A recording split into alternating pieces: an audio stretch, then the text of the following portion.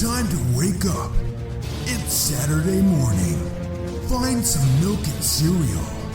Grab a bowl and spoon. No, a bigger spoon. Head to the living room and take a seat on the floor while Joseph and Chris present to you Saturday Morning Cartoon! Hello, everybody, and welcome to Saturday Morning Cartoon Boom. This is your wake with a Saturday morning sun tops on 4 big old sugar cereal and our favorite cartoons, both old and new. I'm Joseph. And I'm Chris. And this morning we watched Pinky and the Brain. You know what? That's one of those songs that's going to be in my head forever. Yeah, it's kind of like the Muppet Babies theme. It's just always there. Oh, yeah. Yeah, Like sometimes I'll be driving home from work and I'll just start singing the Muppets Baby song. And to anyone else, it would just sound insane because it's like I'll just take on Kermit's voice and I'll just start singing along to nothing. I don't even have the radio on, but people outside are probably like, oh, this guy's just rocking out. But no, I'm just singing Muppet Babies. I love the idea of one day you're pulling up to a stoplight with your windows down. There's no music playing. And you're like, Muppet Babies, some dreams come through. And like your boss is like in the car right next to you with his windows down. Like, what the hell? You're going to get like a random drug test real fast. Or a formal email that's releasing me from service. Yeah. And this is just like, this is a great show to come into after last week's hazard of a show. It was a hazardous show. For anybody who didn't listen to last week's show, don't, but do, but know that it's about Winx Club and why you shouldn't watch it, basically. And yes. What we got was a lot of feedback on people who liked it and were defending it. And we just can't see it. Like, unless we just watched the worst 3 episodes, but one of them was the highest rated episode. So unless people are just rating it wrong, then I don't know. Like, I don't get it. Right. I mean, if you like it, let us know why. We asked for people to tell us. And so far, only one has been able to like articulate it. So some people have agreed. And to those people, I say, thank you. But the others, that person was like, you really should watch like the first 3 seasons. And I'm just thinking, nope. There is no way I could sit through 3 episodes was too much. Yeah, 1 was too much. Was hard. Yeah. No, yeah. I'm not doing 3 seasons. Nah. So, who suggested this great show to us? Mark, via YouTube. So thank you very much, Mark. Yes, thank you, Mark. You saved us from Winx Club. So the show Pinky and the Brain ran from 95 to 98, created by Tom Ruegger, produced by Warner Brothers Television Animation and Amblin Television. It ran for 4 seasons, 66 episodes on the Kids WB Network, and for a short synopsis by Kenneth Chisholm, who I think has done a synopsis for something before we've done. His name looks familiar. This is like the 4th time. Yeah. How does is this your job? Do you get paid for this, Kenneth? Come on, yeah, man. He's like a professional IMDb'er. Who's paying you to be an IMDb'er? The reason that I chose this one, though, wasn't because it was a good description. I mean, it kind of is, but at the same time, it's just so simple and straightforward that it made me laugh. A genius mouse and his stupid sidekick try to conquer the world each night. That's it. Wow. The stupid mouse. How do you the feel stupid about sidekick Pinky? Part? Oh my goodness. That. Wow. He's not holding back. No, he's very direct. I like it. I like that a lot. Yeah. Kenneth, you did well. You may continue your career as an IMDb synopsisizer. So who are some of the actors who played in this show? I mean, as if I don't already know, but go ahead. Yeah, there's really only 2. I mean, 2 main ones, and we've talked about both of these several times, so this will be really quick. Brain was voiced by Maurice LaMarche, and Pinky was voiced by Rob Paulson. And that's really all you need to know. There's a lot of cameo voices by Tress MacNeille and Frank Welker, but then again, those are 2 more people that we've talked about a ton on the show. You've heard all 4 of these people. You've heard all of their voices before. So, I mean, this is not new. Come on, get with it. What was really cool was, I think at one of the last comic conventions I went to, I actually saw a panel with both of them on it, talking about Pinky and the Brain and various other things, but it was just awesome seeing them in person on the panel. And they just have such a natural chemistry even in real life. So it's like, it made sense that these voices worked so well together. Yeah, and Rob Paulson's show is kind of fun, Talking Tunes. Yeah, If yeah, you yeah. haven't checked that out on the Nerdist Network, check that out and let Rob write Rob and tell him how much you love our show. I mean, for no there's no reason. You know, it's just something for you to do if you get bored, you know? Yeah. That sounds fun. You should try that. So he can never listen to it, but with the knowledge that someone else does. Yeah, exactly. See, we're trying to free up his time. And that's why we want you to tell him how much you like our show. Right. So he doesn't have to bother and listen to it himself. No, he's a busy man, so do the work for him. Do this to help him, okay? Yeah, do it for Rob. Yeah, do it for Rob. He would do it for you. Yeah. So for a few tasty marshmallows out of our big bowl of Pinky and the Brain cereal, Maurice LaMarche described the Brain's voice as 65% Orson Welles and 35% Vincent Price. And I can totally agree with that. Yeah, those are very precise numbers, and it kind of fits. Rob Paulson modeled Pinky's voice after Frank Spencer, the main protagonist of the BBC sitcom Some Mothers Do Have 'Em from 1973. I've never seen this, and I didn't know that, so I thought I'd bring it in case some people did know that show or wanted to look it up or something. That's apparently who he based that voice for Pinky off of. Man, we weren't like even close to being alive. So, No. I mean, yeah, I definitely don't know this. I mean, we're old, but man, that goes way back. We're old, but we're not elderly. Come on. Not yet. We're getting there. My hip hurts, though. I'm not even kidding. This originated as a series of segments on Animaniacs in 1993 before being spun off into its own show. It was moved to the WB's primetime lineup where it won an Emmy. Then it was moved back to the Kids WB lineup where it was Pinky, Elmira, and the Brain in 1998. And that added, obviously, the human character Elmira from Tiny Toon Adventures to it. And that's also the beginning of the end for it because after a few episodes, it was canceled. I don't think anyone in their right mind saw that working very well. I don't throw know. in the most annoying character from this other show to this one. And see that how seems goes. like that seems like an executive decision that was made because I don't think anyone was asking for that. And to be fair, I never saw any of the Pinky, Elmira, and the Brain episodes, and I don't know if I want to because I don't want to tarnish the way I feel about this show.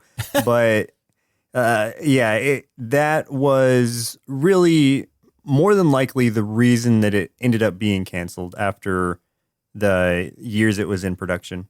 Oh, yeah, I could 100% agree. There's no reason to throw her in there. It was literally someone was just like, it'd be kind of funny. I like this one character. Yeah, I think like it's crazy just how great it worked with just these two prime characters and really kind of isolated from everything else for most of the show. Yeah. So they're just banter back and forth is so great that kind of carries the show. So you didn't need to throw anyone else in it. It'd be like, Mario 64 is pretty cool. That's a cool video game. Let's throw in Navi from Ocarina of Time. That'll make it so much better. Yeah. But I just really dated myself with that reference, didn't I? Wow. Hey, listen. Hey. Pinky and the Brain was inspired by the peculiar personalities of two producers of Tom Ruger's earlier show, Tiny Toon Adventures, Eddie Fitzgerald and Tom Minton. Ruger wondered what would happen if Minton and Fitzgerald tried to take over the world. So Fitzgerald, though, was said to have constantly said Narf and Egad around the Tiny Toons production office. So that was kind of an obvious thing. And what I liked was where the series producer, Peter Hastings, described Eddie Fitzgerald by saying, he always greeted you like you were wearing a funny hat, and he liked it. So I thought that was just a funny way to put it. That's a great description. Wow, I love that. I like it. There's also an episode of Pinky and the Brain, not one that we saw, but there is an episode called the Pinky and the Brain Reunion Special, where Fitzgerald and Minton are shown, two characters shown as writers for Pinky and the Brain within the short are caricatures of Fitzgerald and Minton. So There's that. It's like almost like breaking the third wall, or it's very meta as far as that goes. I love the idea that Pinky is based on a real person. That's just amazing. And that Narf was something this real person said. It wasn't just a nonsense word. Yeah. Are they sure he didn't have Tourette's? I don't know, but that's awesome. I love that. And I also read something, and this I don't know that it's true. I don't know if any of this is true, honestly, but I saw that Bruce Timm was he created caricatures of producers Fitzgerald and Minton And that's what ended up being Pinky and the Brain. So in some way, I think Bruce Timm might be tied to this, but that seems, I didn't see that anywhere but one place. So I'm not positive on that.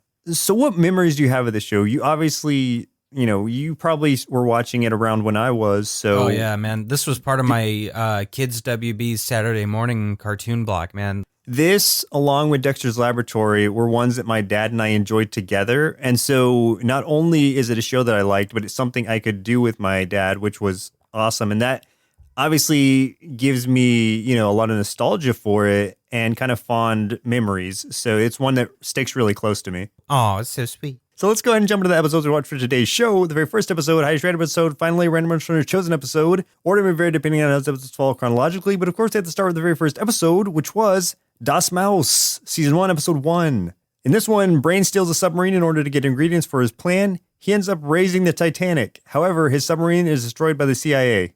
Well, I mean, that's a weird way to describe it, but I gotta tell you, I know this isn't the highest rated, but this is my favorite episode of this show. Really? Easily. I love this episode. When I think back, I couldn't think of any specific episode aside from the hamster with Snowball. But yep. As I started watching this, everything was falling into place. I'm like, oh my God, yes, I remember this, and this happens, and this happens. What's great is that it was like the first episode, so they started with a bang. Yeah, they started very strong. I love that the question that everyone wants to ask is asked very quickly in this episode, because we'd had exposure to these two characters for a long time in Animaniacs. And so this one starts off with very quickly Brain asks Pinky, like, what is NARF? Oh, yeah. Brain's plan in this one is to mix these hypnotic frog peptides into pancakes and then have a free pancake dinner to draw people in so they will eat these pancakes and then he will have control over their minds. The problem is that these pancakes taste terrible, and so what he needs to fight the bitterness of these hypnotic frog peptides is white crab meat for some reason, because crab meat sounds great in pancakes. The mission then, the strange mission, is for him to go to for them to go to the Titanic, because that's where the largest population of white crabs is, so that he can get them to make his pancakes not taste terrible. I think it's a pretty solid plan, to be honest. It all checks out. Logically, it works. Yeah, I like this whole thing. And the plan was partly Brain's, partly Pinky's, because Brain's talking about, like, how do we get them to consume this? And he's going over different ideas. And Pinky's like, what about a pancake jamboree? Oh, yeah. Brain was like, ready to like slap him because he comes up with dumb ideas. But then he was just like, yes. My favorite part of this is honestly the introduction of the CIA guys. Oh my gosh. With the wife. Okay. So first, good. like, I love the commanding guy. I don't remember what his name was, but his response to everything is always like, no, I meant, like, it's always the most literal thing when he says, like, right. The old man is concerned, and he's like, you mean the president? He's like, no, just some old man. I love it too. My favorite part was it was another one of that where it was like this CIA agent that was just obviously voiced by Rob Paulson, talking to this, I guess he's supposed to be like Secretary of State or something. He's like, yeah, the boys are getting nervous. And he's like, the boys? You mean the Pentagon? No, my two boys, Josh and Aaron. Yeah. And like, that one's great because it carries over. It came up again. As they're having this conversation, you're not paying a whole lot of attention to what they're doing, but, they're putting in like access codes and opening this big safe and like vault and stuff like that. And you're kind of not really thinking about it because you're just assuming, oh, yeah, this is some big government thing. They're going into this like war room kind of thing. But no, he was like trying to get to this vending machine so he could get a Fresca. And it was out and he was all sad about it. And this is just like good writing, I think, because there's these things that seem like just a one-off joke, but then it comes back in a big way. Like Pinky and the Brain go and find this submarine. I guess they steal it because they stole it. on the submarine there is the sub club. If you remember the club, which is like that big red bar on the steering wheels, it's like, well, they couldn't get it off, but they still could turn right. So then they had to do this thing where they had to get to their destination by just like going in circles, kind of turning only right. the way that came back is this guy that they go to. Well, I mean, I guess let me say that later because we have to get to a different point first as to bringing in this Jack McGuire guy. Jack McGuire. Oh, he's the best. And the reason that they have to go get him is because he's basically a submarine hunter. What Brain has Pinky do is change the access code to randomly change the access code on the submarine so that they can't be tracked by the radar signal or something. And so he changes it to NARF, which of course, it's Pinky. Of course he's going to say that. But NARF also is an acronym for Nuclear Attack Readiness Formation as far as the CIA is concerned. So that's what ties them back to Jack McGuire. And that's just such a fun move to bring it all like back around like that and just make something out of an episode that otherwise could be pretty tame where they're just literally going for crab meat, but something always has to happen. And this was just a really fun way to bring that about. Well, and they were like pinging the location of the sub, and Jack McGuire's like drawing on a sheet like where the different locations are bouncing back from. And he's like, my God. And he's like going around to like, with a pencil tracing it. And he makes the spiral because, they're only able to go in right turns because that sub club. But to him, he was just like, this was like a move that was used like with the German U-boats. This is called the Nautilus. This is a well-planned attack. And I'm like, oh my God, that's just funny. Yeah. They're running the Nautilus, probably plotting missile trajectory for Oval Office as we speak. Yeah. At one point, one part that really made me laugh was when Jack is dropping depth charges that are exploding and hitting the submarine. And then he contacts a sub and he contacts Brain and is like, who is this? And Brain tells him it's Jacques Cousteau. And he's like, prove it. And then he says something about the sea or whatever. And he's like, oh man, like it's Jacques Cousteau. We can't keep bombing him. Like we have to stop. He just believes him. Yeah. And then, cause the other guy's like, what are you doing? Like, we can't let him go. He's like, what is Jacques Cousteau? And Pinky comes on while the intercom's still on and says something.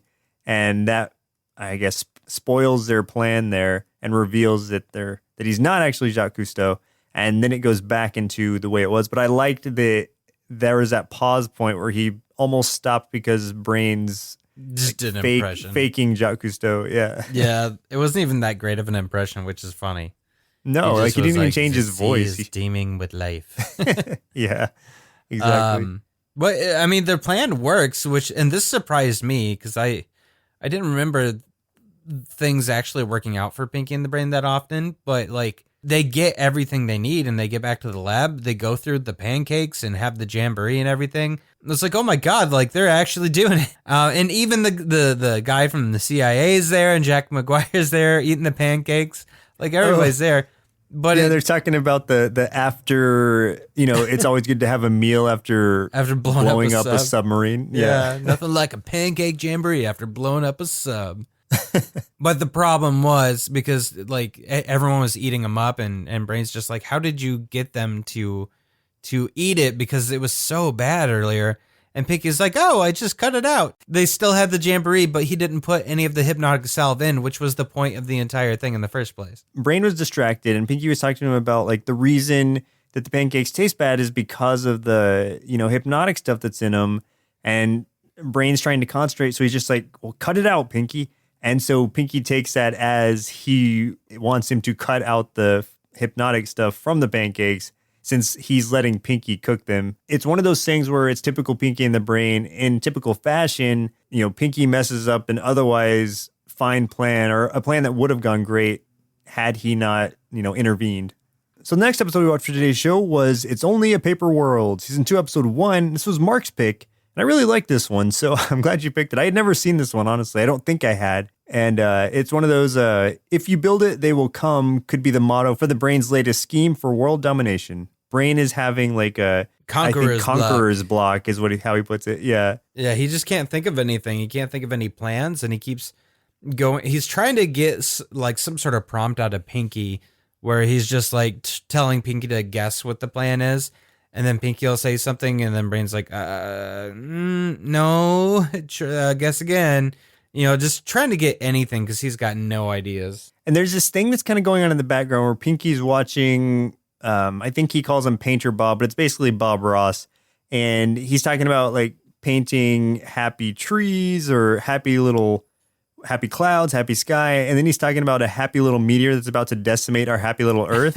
Yeah. And that's such a background thing. Like you don't really think about it. And then Brain comes in and he's kind of watching Martha Stewart type person is on there talking about something. She starts talking about paper mache.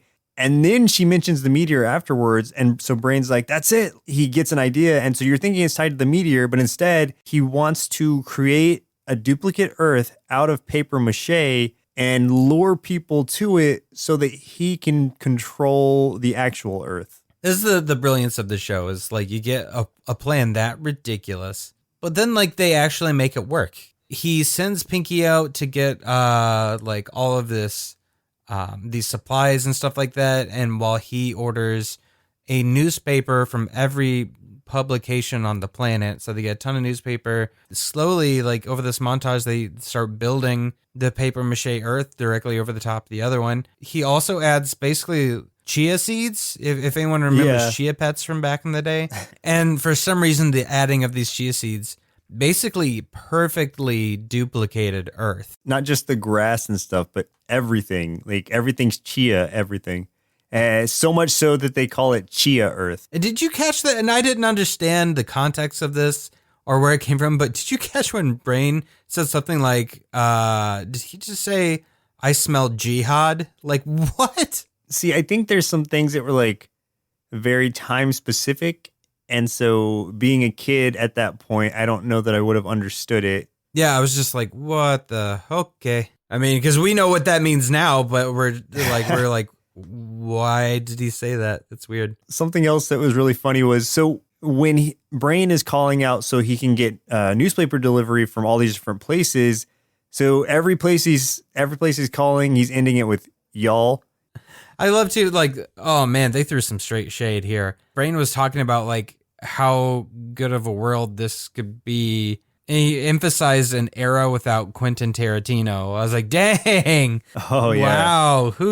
What did Quentin do to tick these people off? Like, that's funny. Yeah. One of those writers did not like him. Yeah. And they settled on giving out free t-shirts, or at least like saying there'd be free t-shirts on Chia Earth. The one thing that unites everyone is free t-shirts. So they just put out this free t-shirt ad, and the free t-shirt is I Heart Chia Earth. Yeah. And so what it is, it's like a long ladder from regular Earth all the way up to Chia Earth.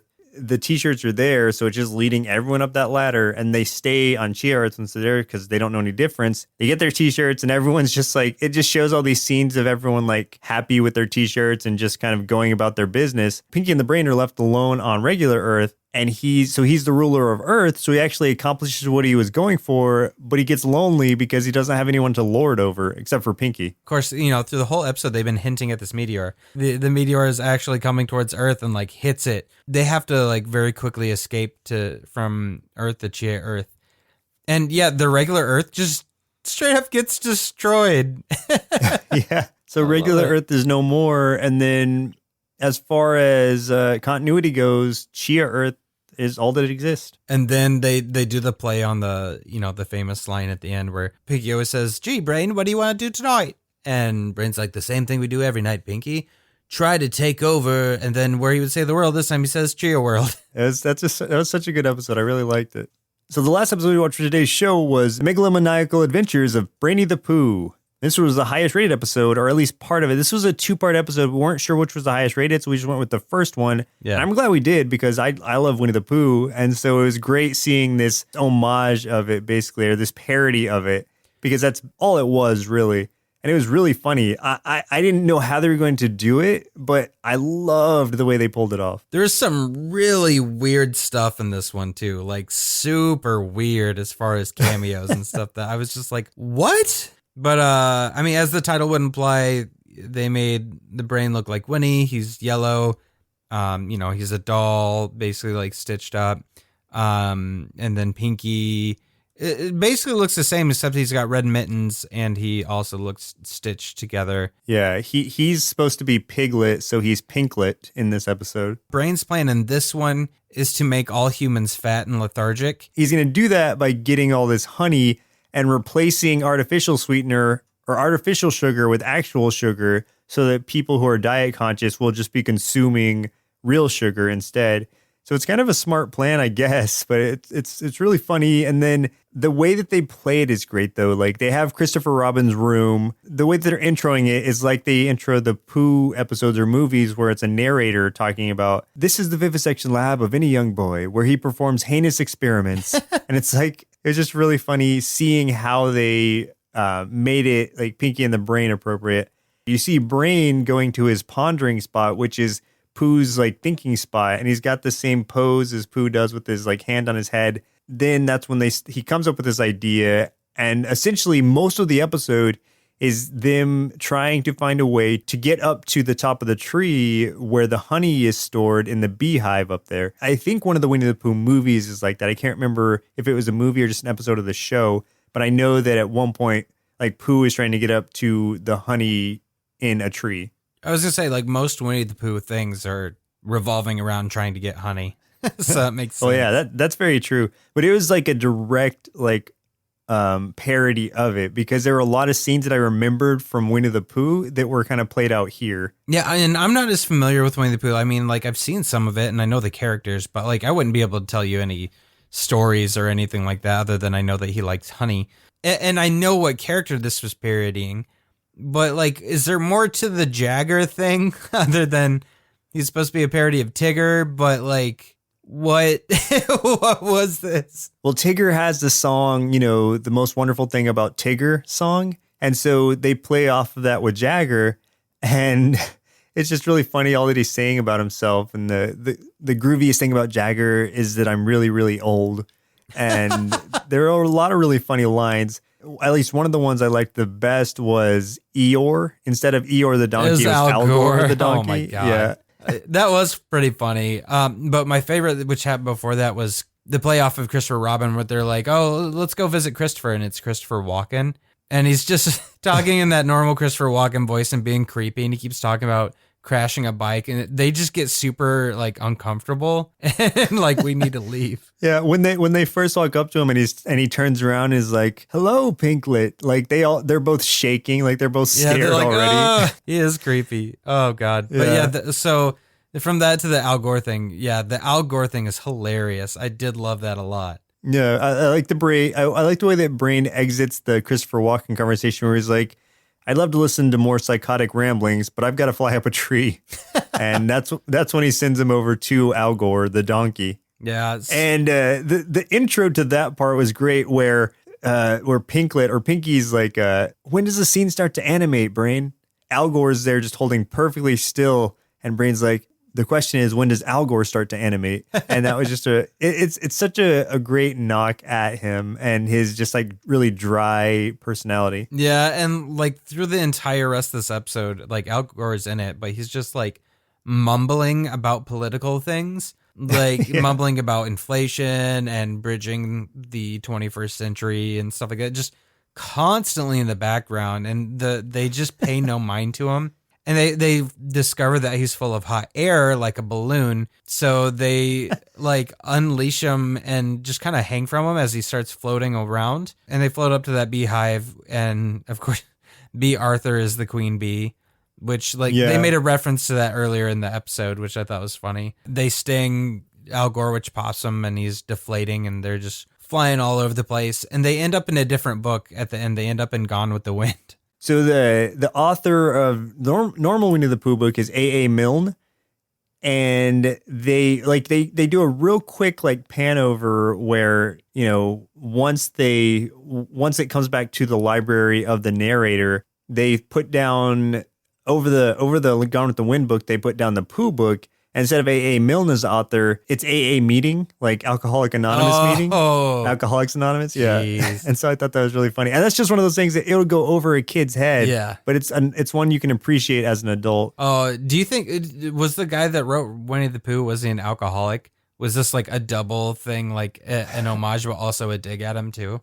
I'm not sure about that. I can't say yes or no to that. It might have just been funny, just a play on of the letters back to back. Okay. Also, just to point out a couple Pooh things that were very specific. So, Brain at one point rolls himself in mud so he can disguise himself as a smog cloud. In the Pooh movie, he floats up there with just a red balloon, a single red balloon, and he's pretending to be a cloud. And so that's the same kind of thing, same idea. Yeah, just so we can get to the honey like unnoticed. And then also, where like his head falls into the rabbit hole. Yeah. In this episode, what Pooh does, like his butt gets stuck in the hole, so he has to like not eat for a little while so he can shrink enough to get out. That's funny. And here it was like Brain's head got stuck, so he said "narf" a few times till it's like I guess they're saying his brain is shrinking, which makes his head smaller and he can get out. That's pretty good. After he gets out of it, since he says Pinky says it all the time, he's like, oh, that makes so much sense now. Yeah, that was an amazing episode. I loved it. Yeah. I guess also because I could see all of the ties to the actual Pooh stuff as well. So it was kind of a double thing for me. Well, Chris, looks like it's about time we splice the genes of our inner kids to see if we can make them get their lazy butts off the couch, try to take over the world. But the world will probably still be here tomorrow. So more importantly, let's have them sit back down on the couch, flip on the TV, and tell us what they thought of the show, Pinky and the Brain. This cartoon was really fun because it teaches me how to take over the world, which is what I want to do when I grow up. Plus, mice are really cool because they make my mom scream when I bring them in the house. So I gave this show 4 bowls of papier-mâché chia cereal out of 5. First off, spoiler alert, I absolutely love this show. The titular characters really do drive this show with their comedic connection and antics driven by Pinky's simple-mindedness, Brain's short-sightedness, or just plain bad luck. This is made even more impressive by the fact that it really is primarily focused on just the 2 of them throughout the entirety of the episodes. Spin-offs aren't always successful, but this one hit all the right notes, at least until Elmira got thrown in. Overall, I'd give Pinky and the Brain 5 big bowls of Narfunkel and Oats cereal out of 5, and I highly, highly recommend it. In closing, now that I've been made aware that Earth is in fact a papier-mâché chia seed duplicate constructed in a single night by 2 genetically altered lab mice, I will now pay respect to my benevolent new leaders by bringing offerings of cheese. All hail Lord Brainus! Oh, and Lord Pinkus, too. I kind of wonder, because there's one time in my life I do remember going and getting a free t-shirt. And so now I'm questioning where I really am. Like if I'm on a chia Earth or if I'm on a real Earth. I don't know. I honestly don't. And this is going to haunt me for the rest of my life. With as backwards as things are, I'm going to shoot for chia Earth. I feel like we're on chia Earth. Yeah. But I'm pro chia Earth. I'll take one of those t-shirts. Yeah. I still wear it to this day. I do, in fact, heart chia Earth. So you have any final thoughts on Pinky and the Brain? It's no surprise that it's a great show and I love it, and I don't think anyone else would disagree. Like I've never heard anyone say anything bad about it necessarily. And again, I didn't watch the Elmira part of it, so I'm sure those weren't so great. If you're just watching the first 3 seasons before Elmira comes in, I really think there's so much there. Every episode is so loaded, it's so layered with great comedy.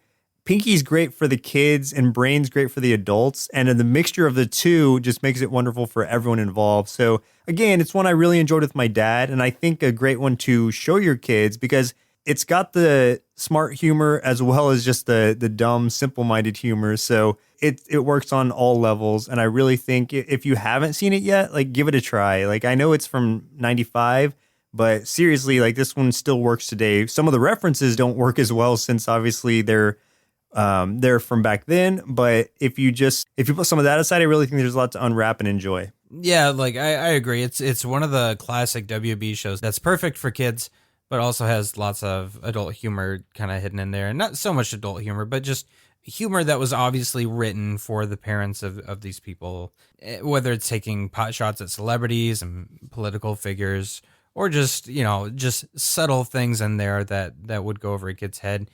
And I love the genius that each time they really do almost succeed to take over the world, but something at the last second always thwarts the plan.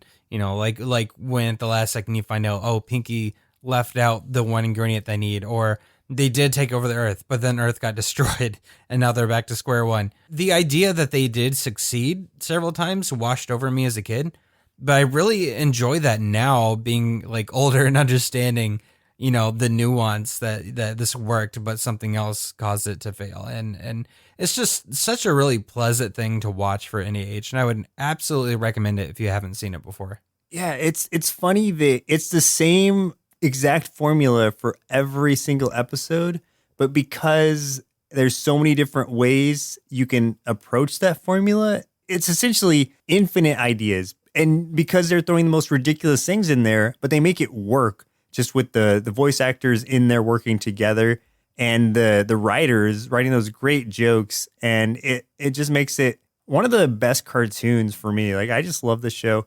And I like we said, though, if you haven't seen it, please do. And Mark, thank you so much for bringing this to us. I for some reason, I thought we had done this already. And I guess it's because we did Animaniacs. You think that about every show we do. You're like, did we do this? I really do.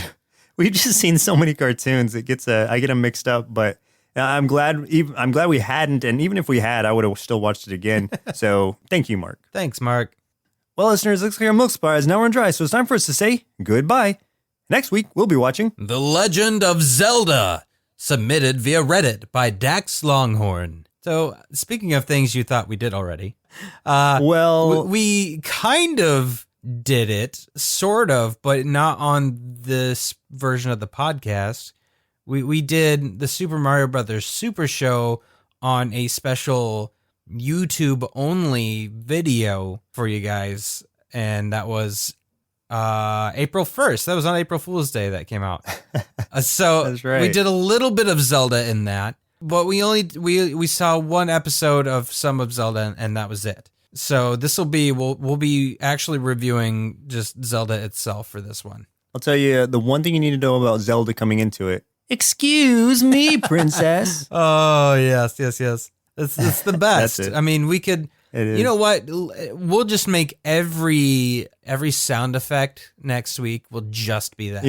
The intro, the outro, everything. We'll replace everything with that. We'll replace our names. It'll be a lot easier for the edit. Easily. Well, once again, I'm Joseph. And I'm Chris. And we'll see you next Saturday. Presented by Nerdsloth, a place for lazy nerds. If you like what you heard, consider donating at patreon.com/nerdsloth so we can continue bringing you quality shows. Be sure to also leave us a review and share your favorite episodes and clips on social media. If you're looking for more content, visit us at nerdsloth.com.